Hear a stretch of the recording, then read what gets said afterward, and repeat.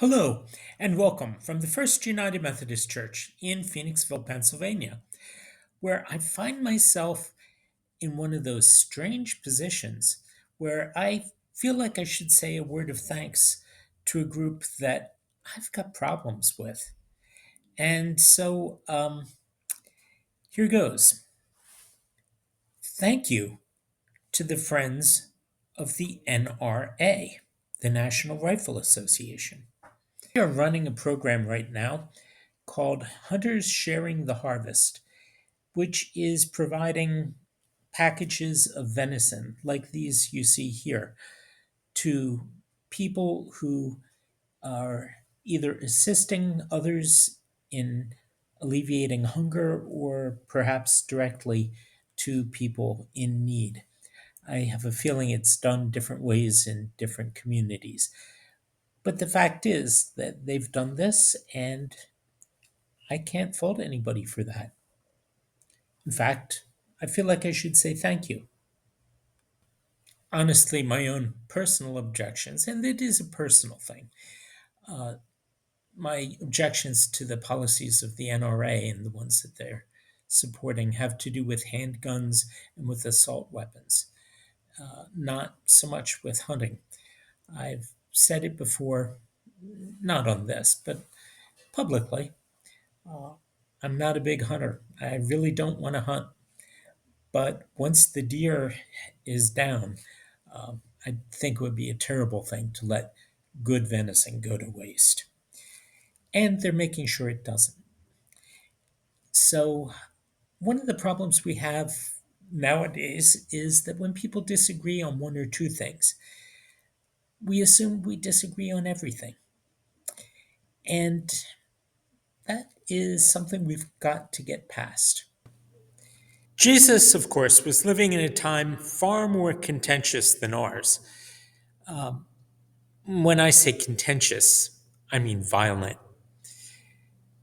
This is something that he said to his disciples about living in that kind of situation.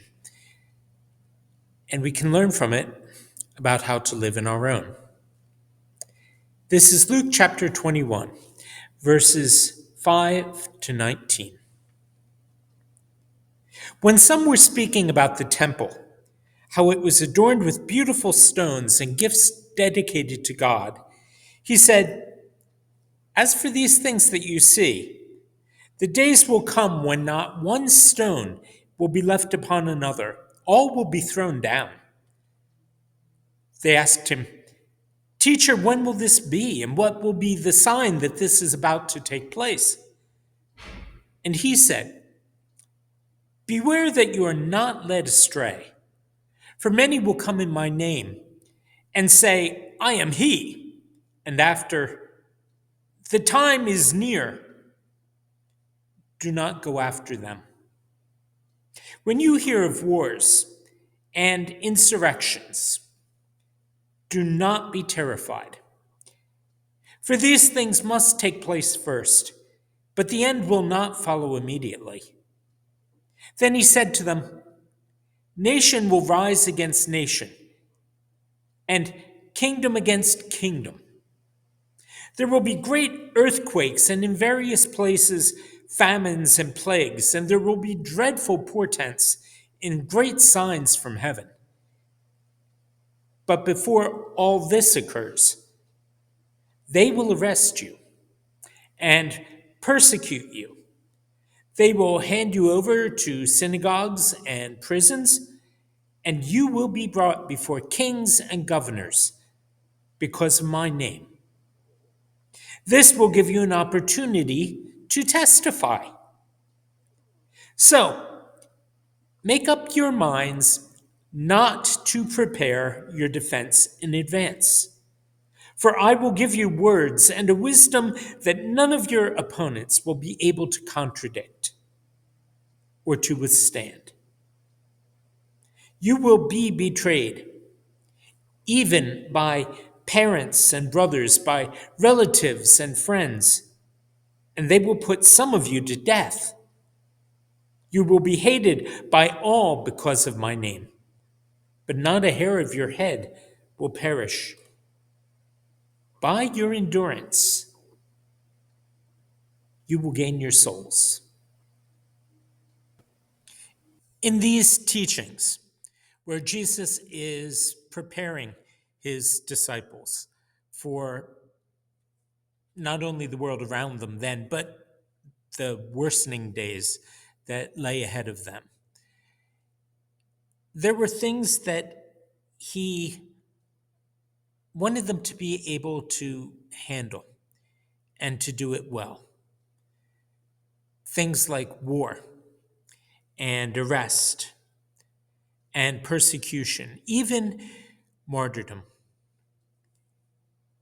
He told them here something that seems very strange on the surface of it, even a little bit contradictory. He told them that they should be ready, but not overly prepared to give a response, a verbal response to the charges that would be brought against them, to the things that would be said about them, to court proceedings, if you will. And in many cases, that's what it was, but not the sort where you're presumed innocent. That they should be ready to know what to say under terrible torture and interrogation. He told them that when the time came, they should be ready to let the Spirit, his Spirit, speak through them. And that is what would carry the day. So make up your minds, he said, not to prepare your defense in advance. For I will give you words and a wisdom that none of your opponents will be able to withstand or contradict.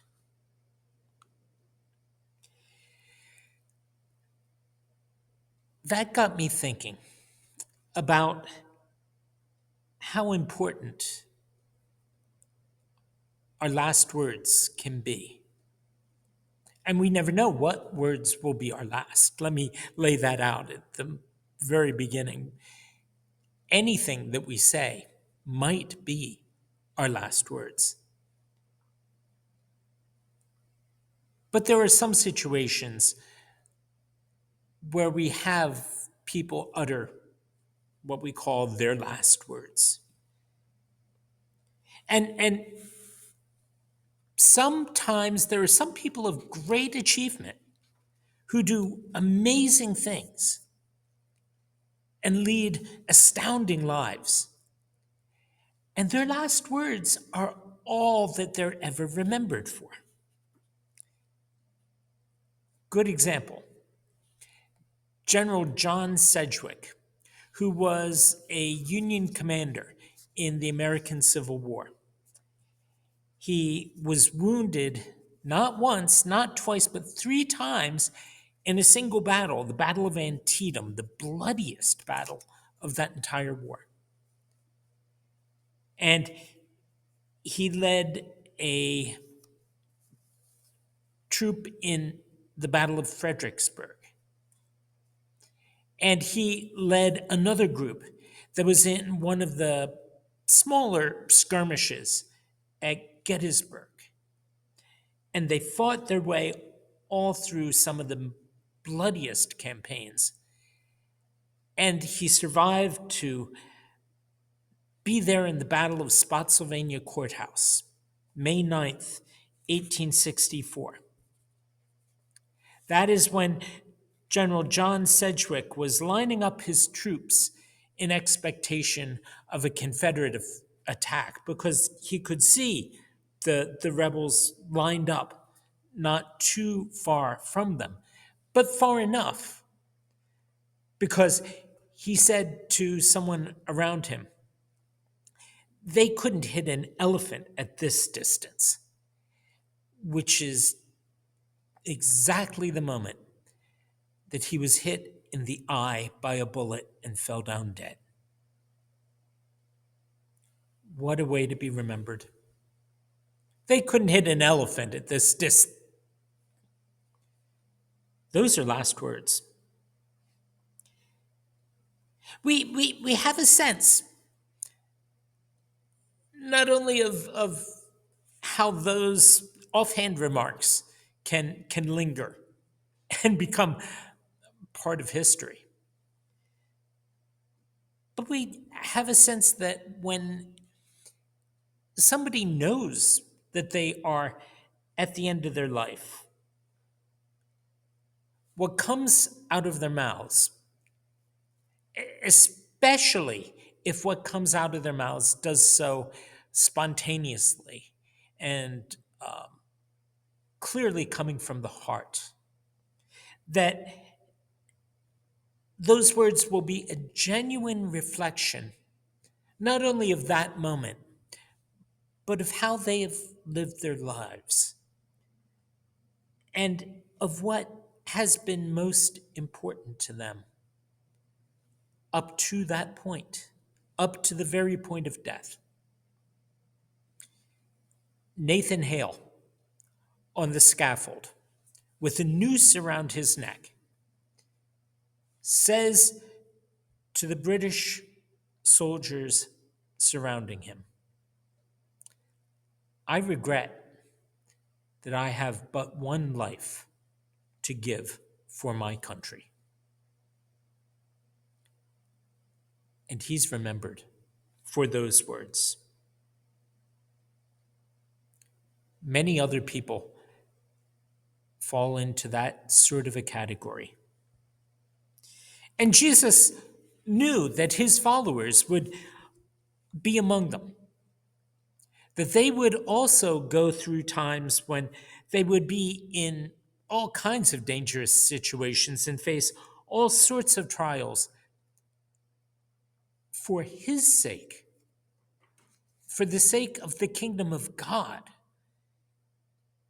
And he wanted them to know that even in such terrible moments as those, there would be a chance to let God speak through them to the world around, to let God bring some kind of good out of their own suffering. That kind of assurance is an absolute necessity, because suffering is made worse, sometimes intolerable, when it seems like it's meaningless or all for nothing. Jesus told them, before all this occurs, they'll arrest you and persecute you. They'll hand you over to synagogues and prisons, and you will be brought before kings and governors because of my name. This will give you an opportunity to testify. There is a purpose in these things, and that purpose is part of the greater purpose and the greater plan that he calls us to take part in. Jesus himself would be the one to face the moment of emptiness on the cross. Forsaken, he thought, by God. And yet also at the very moment where he's saying, "Why have you forsaken me?" he also is talking to God, holding on with the faith that says, "Why have you done this? Why are you not here?" Well, if you're not there, why am I saying these things? Yet from his heart and from his soul, he still spoke. "Father, into your hands I commend my spirit. Then, with a loud cry, he breathed his last. The moment of purposeless and meaningless, desperate suffering is what he spares us and speaks through us instead at our own end and fills us with what he gave up for our sakes. And so his disciples have followed in his footsteps when called upon in ways that have, at the moment of greatest danger, sometimes even of death, testified to the faithfulness of God, to God's dependable and constant and steadfast, unrelenting love. At that most terrible moment, they speak of the love that they have seen in the God who raised Christ from the dead, and in whose hands their spirits, our spirits, can also rest in safety.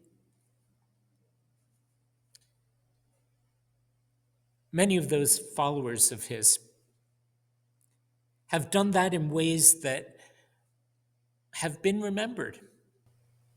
One of my very favorite stories along those lines, and I have no doubt that it's a legend that has been embroidered along the way, but it's still such a great embodiment of these words of Jesus, is about a man named Lawrence, who was the deacon in the church at Rome during some of the most dark days of persecution. And he was brought before the authorities, and he was ordered to surrender the riches of the church. He was the treasurer, right? And so he said, I need 24 hours to get them together. Fine, be here 24 hours. We'll see you first thing in the morning. He goes off, he comes back the next day.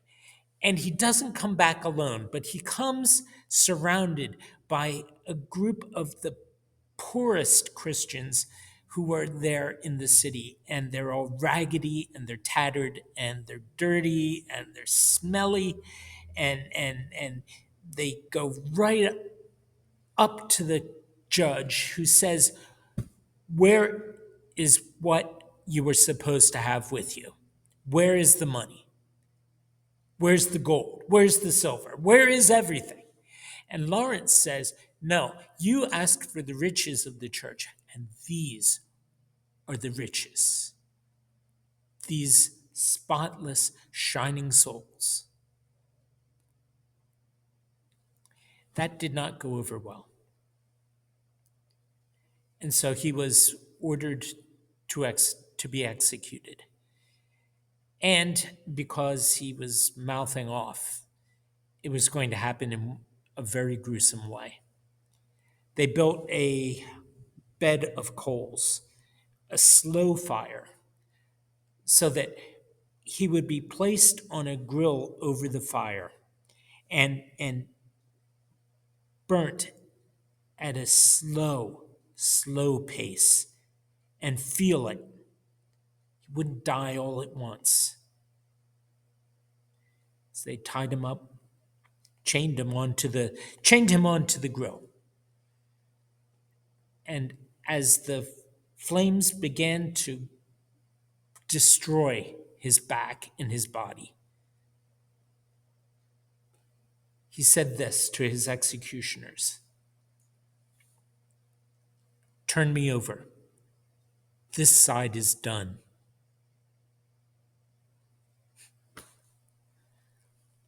Talk about gallows humor. It was literal humor at the point of execution and death.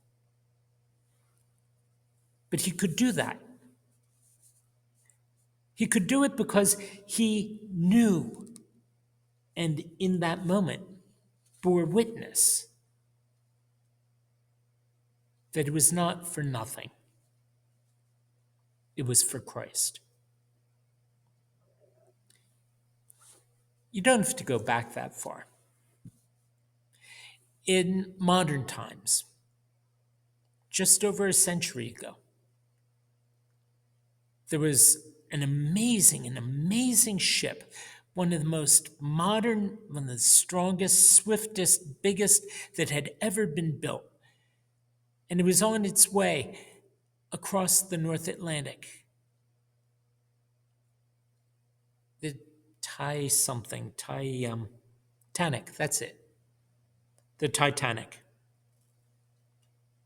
And of course, it struck an iceberg and began to go down.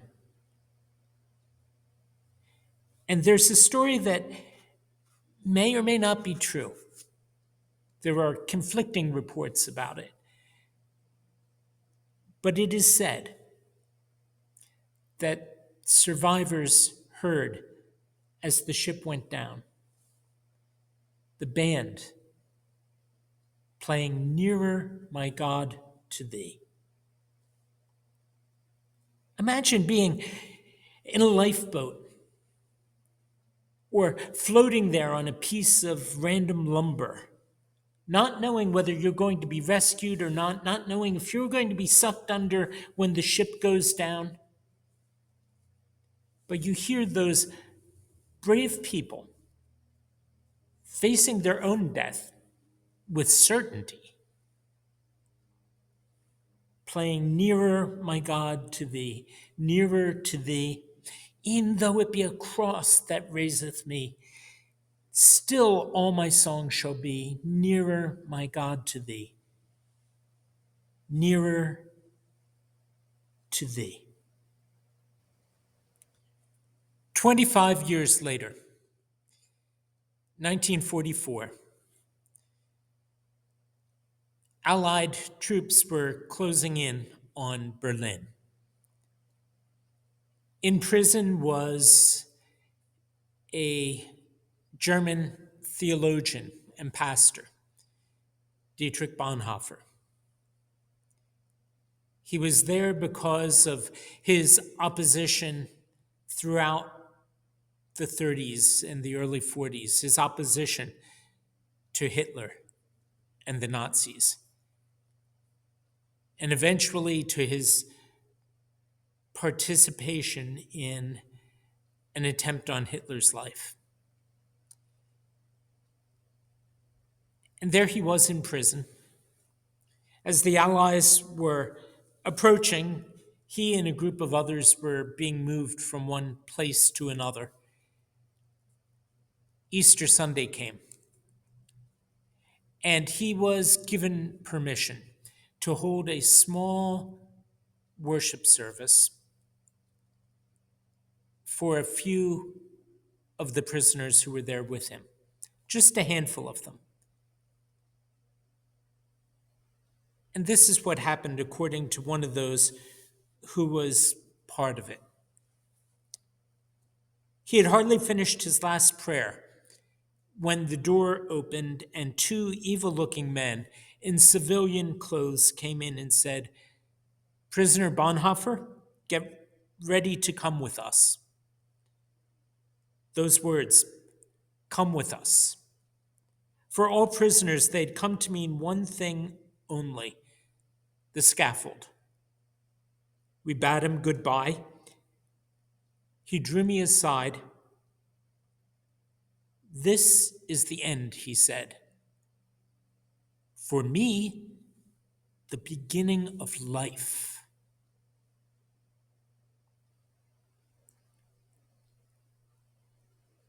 That's not a legend. word for word. We have this story from one of the survivors.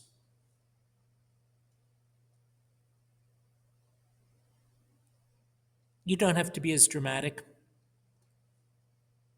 Don't forget the many millions of others who, over time, have gone to the Lord and to be with Him in peace, who nevertheless, at their last moments, have spoken and lived their faith.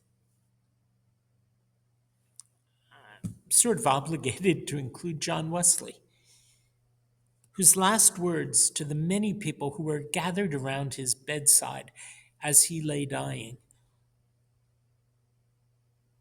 were these: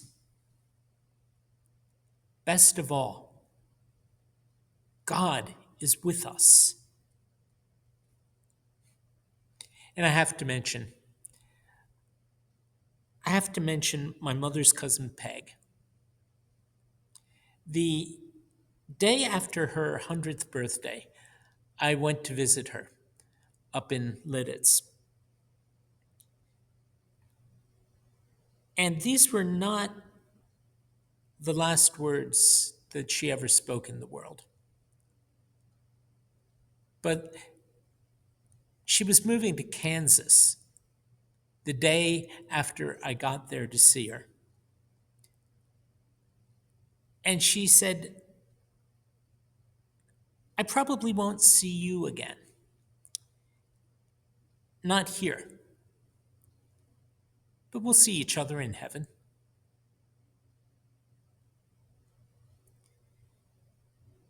Jesus always comes through. Always.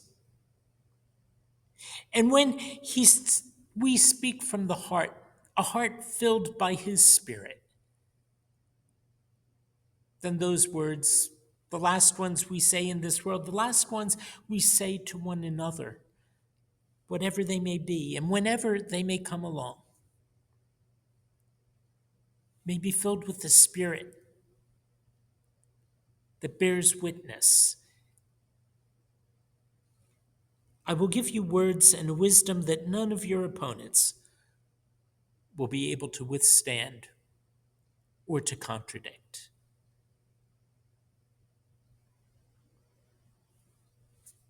Let those be the last words of this sermon. Amen.